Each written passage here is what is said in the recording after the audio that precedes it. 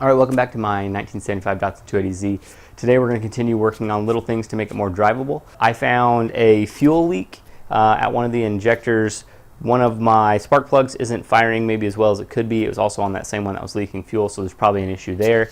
I also found two pretty large vacuum leaks on the intake that I'm going to go ahead and try to repair, and then I'm going to get it back out of the garage. So let's get it in the garage.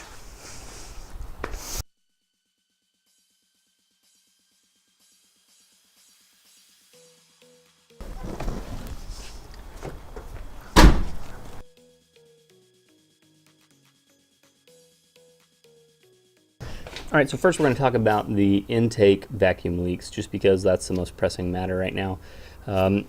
This came off a while back, and I foolishly thought that the only time that this really mattered was when I was at vacuum pulling a little extra air. Didn't really have an issue, except it's unfiltered air and it shouldn't really be here. So I've known about this one for a while, but I just sort of ignored it. So I'm going to cap this one off. The one that I wasn't tracking, and the one that definitely causes quite a bit of problem, in fact I'm sort of surprised I was even building boost, is this right here. So this shouldn't do that. That shouldn't just pop right off. So I'll be replacing, and I'm not even surprised that it's even building boost right now. So I'll go ahead and replace this cap as well as this cap, understanding that realistically I need to get into my intake manifold. I need to take it off. I need to trim this off. I need to fill it in. This whole thing needs to really go away. I have an intercooler that I need to just put on the car, and I think this would be a good time to, especially since I had this issue with this part, and it's only going to do it again in another year or so. So this is something I'm going to have to replace every year until I fix it. Moving to the fuel leak, which I actually already fixed because I spotted it and I fixed it right away. But bringing it down. All right, so these two screws were a little bit loose and were causing a little bit of fuel to leak out here along this hose. I went ahead and tightened them both up, cleaned it all up with some brake cleaner just to make for sure that it was clean and dry, and then ran it for about 10 minutes and couldn't see any other fuel, so I'm pretty sure that's fixed. So that's going to help. I was definitely smelling a little bit of fuel whenever I was driving it, so I hope that'll fix that. But now we're going to go ahead and take the spark plugs out and take a look at them, see how they're doing.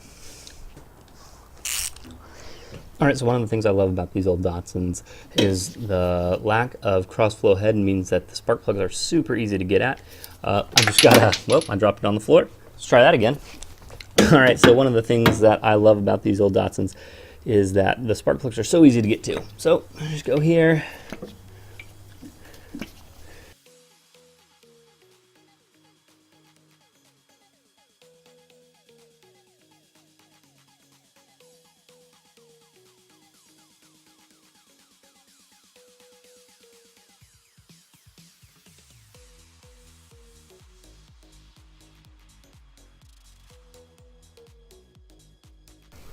All right, so here's my spark plugs, starting with number 6.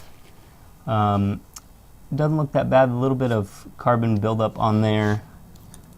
Number 5, again, some carbon buildup. Number 4, again, some carbon buildup. Number 3, which is where I was having the issues, it's actually a little bit wet inside, and again, carbon buildup. This one's interesting. This one on number 2 is a different type of plug altogether, and a little bit wet. And then this one, again, some carbon buildup on number 1. So we're gonna clean these up. They tell you to be very careful with these electrodes, so I'm gonna get a soft brass brush and go ahead and clean them up, as well as clean up the threads.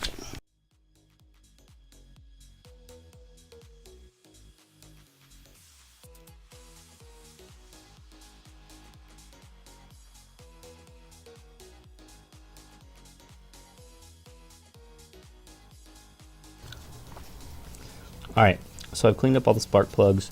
There's definitely some issues with some of these spark plugs that probably need to fix. Just need to go ahead and replace these. I don't know the last time I replaced my spark plugs. I haven't been driving the car a ton until I moved here. So probably in the next couple months I'll change the spark plugs, just because it's probably time and it's a cheap way to make sure that you're doing everything you need to do in your car. All right, back in with spark plugs.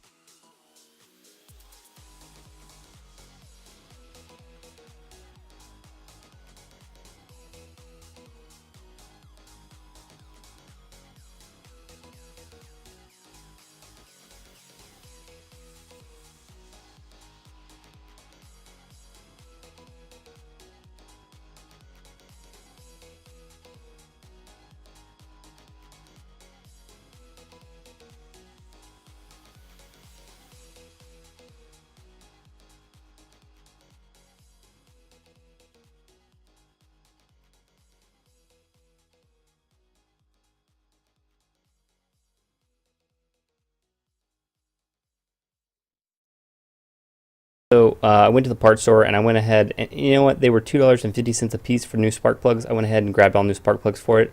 So I'll just go ahead and replace the spark plugs, and then I'll move on and replace all the other little parts, as well as I decided that I was going to change the PCV valve because I, as a fool, whenever I was younger, replaced the PCV valve and just blocked it off. And there's really no reason to do that. So let's get going.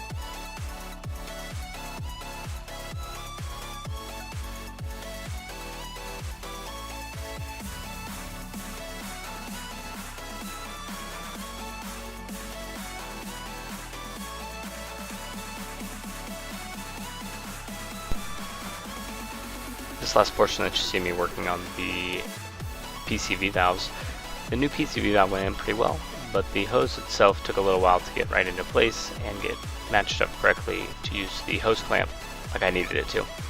But once everything got in there well and good, I broke another vacuum line that I ended up having to replace.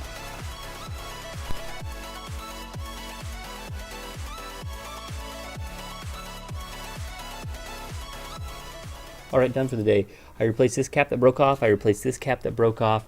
I actually broke another vacuum hose which went over to the charcoal canister. I fixed that as well because I had some extra. And then I went ahead and replaced all the spark plugs just because, you know, it's been a while and I drive the car every day. Might as well give it a little refresh. So if I did everything correctly, the car will start up. Shouldn't be any difference. Hopefully it should run a little better. And I replaced the entire PCV system. I had, as a foolish teenager, whenever I swapped in this engine, went ahead and capped off the PCV valve and then welded this bad boy shut very well, clearly, and just plugged the hole in the intake. So I have since adjusted that, so now the PCV is back running again using a hose that I got from AutoZone. I'll tell you, I probably price checked a couple different hoses. This one was way more expensive than probably some of the other ones were. But I've got a new PCV hose. It is just a heater hose, so it's not going to stand up to oil for forever, so I'll need to be looking for a better hose in the future. But this one definitely is better than just not having a PCV system at all. But let's go ahead and start her up and get her out of the garage, and yeah, be good for the night.